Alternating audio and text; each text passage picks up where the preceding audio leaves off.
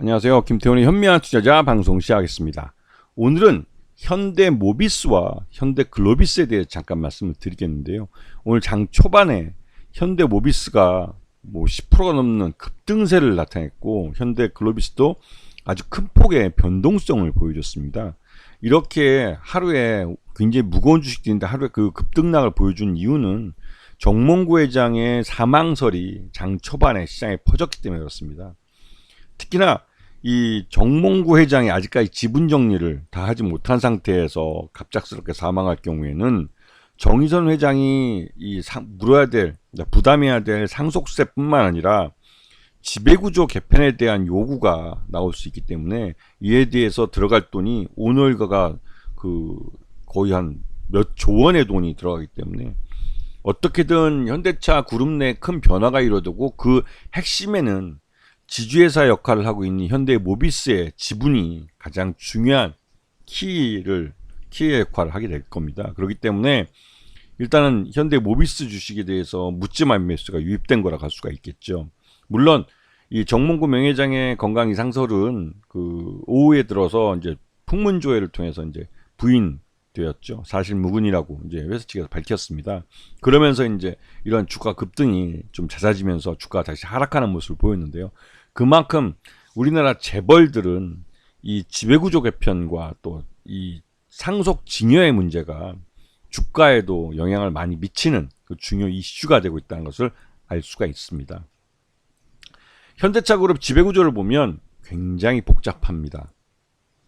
이게 다른 재벌들 같은 경우는 이 지주회사 형태로 돼서 깔끔하게 지주회사 가장 상단에 있는 지주회사만 오너일가가 지배함으로써 전체 그룹을 지배하는 구조가 되어 있는데 아직까지 현대차 그룹하고 삼성그룹은 이런 오너일가와 몇몇 주요 계열사에 대한 순환 출자 구조가 그대로 남아있는 상태이기도 합니다.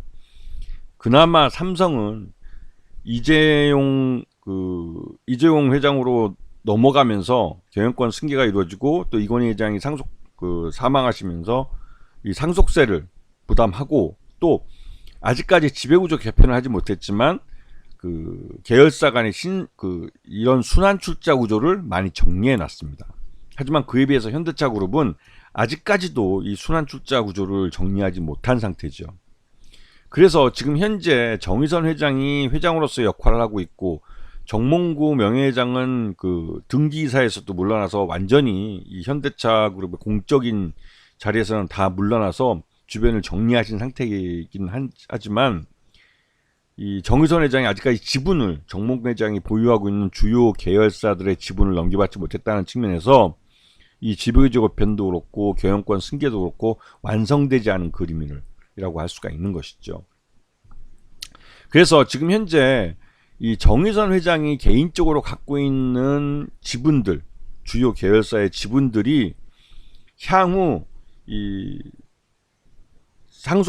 상속이 발생한다면 살아계실 때 증여한다면 증여세겠지만 죽은 다음에 증여하게 되면 이제 상속을 하게 되면 상속세를 내야 되는데 그 상속세 재원 마련과 또 이 지배구조 개편에 대한 들어가는 비용 그러면서 또 오너 일가들의 지배력을 유지해야 되는 문제 이런 것에서 어떻게 활용될 것인가 하는 게 시장에 관심이 많아지고 있는 상황이죠.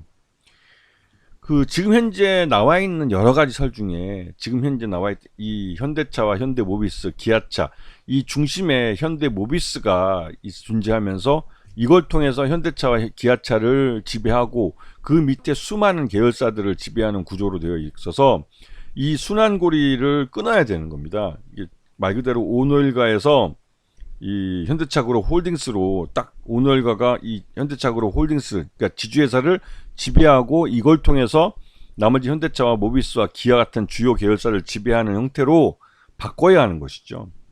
그래서 이런 부분에서 특히 이제 현대차나 모비스나 기아차의 사업 부분과 투자 부분 둘을 나눠서 이 투자 부분을 이 현대차 그룹 홀딩스로 합병을 해서 이 홀딩스 투자를 담당하는 이쪽 분야에 대해서 오너일가가 지배하게 하는 그리고 그 밑에 사업 부분의 현대차와 사업 부분의 현대모비스 사업 부분의 기아차를 이렇게 계열사로 두게 하는 그런 방법이 구상되고 있지만 이렇게 들어가는데 비용이 꽤 큰 돈이 들어갑니다.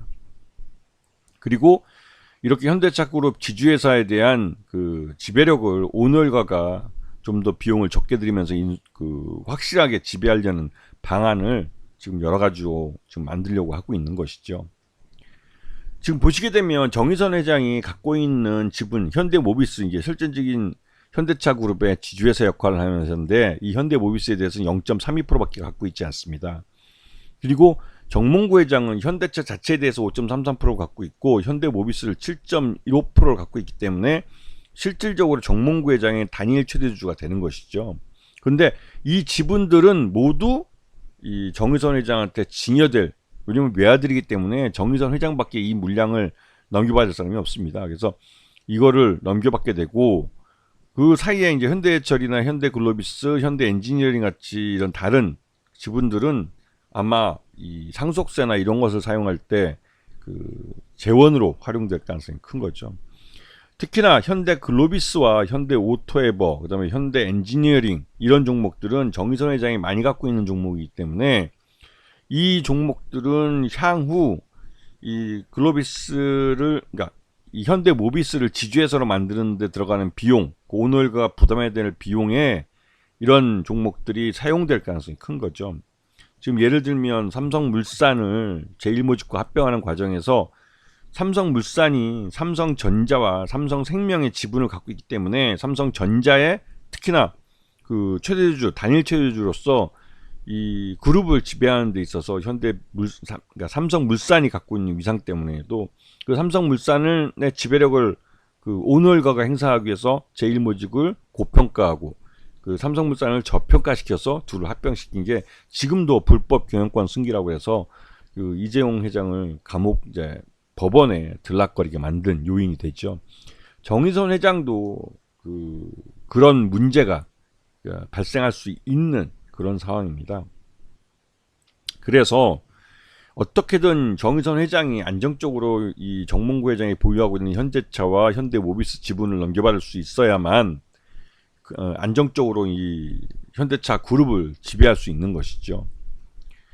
그리고 또 이 정의선 회장은 다양한 사업들, 신규 사업 회장이 되고 나서 로보틱스나 UAM이나 그 기존에 안 해왔던 새로운 신규 사업들에 관심을 많이 갖고, 실질적으로 그 보스턴 다이내믹스 같은 경우는 인수할 때 개인 사재 2천억을 투자를 해서 로보틱스 주식을 직접, 그러니까 이 보스턴 다이내믹스 주식을 직접 보유했습니다. 그리고 향후 이 보스턴 다이내믹스가 상장을 할 경우에는 이 지분이 2천억을 들여 사는 지분이 1조가 넘는 가치로 평가될 수도 있다라는 말이 나오고 있는데, 실질적으로 뉴욕 증시에 상장이 된다면 보스턴 다이내믹스는 상당한 가치를 인정받을 수 있고, 그렇게 되면 이 정의선 회장은 이 보스턴 다이내믹스 상장을 통해서 이 상속세뿐만 아니라 이 그룹 지배구조 개편에 들어가는 비용을 어느 정도 상쇄할 수 있는 그런 보스턴 다이내믹스 지분을 갖게 되는 것이죠.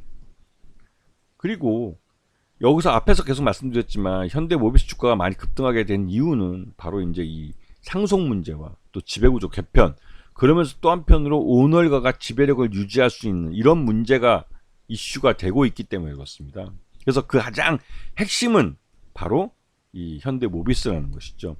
현대모비스 이게 분차트인데요. 이게 이제 장 초반에 그런 소문이 알려지면서 주가가 갑자기 막 오르기 시작했습니다. 그리고 이 실질적으로 사망하지 않았다는 소식이 다시 또 시장에 퍼지면서도 주가가 이 흘러내리 이제 처음 급등했던 첫 자리로 돌아오지 못하고, 그러니까 돌아오지 않고 그대로 유지되는 모습을 보여주고 있죠. 그만큼 현대모비스는 어떤 식으로든 현대차 그룹의 이 지배구조를 정점에 있는 회사이기 때문에 기업 가치가 오히려 저평가되어 있는 그런 회사라고 알려져 있죠. 현대글로비스 같은 경우는 오너일가가 이걸 활용을 해서 장기적으로는 현대글로비스 주가를 더 끌어올리고 현대모비스 주가를 떨어뜨리는 형태로 해서 오너일가가 부담해야 될 비용을 줄이려고 할 것입니다. 그런데 이 글로비스도 이 정몽구 명예회장의 사망설이 돌면서 주가가 급등했다가 이후 거의 처음 움직였던 주가까지 이제 흘러내리는 모습을 볼 수가 있죠. 그만큼 현대모비스하고는 현대글로비스하고는 이 위상이 다른 것이죠.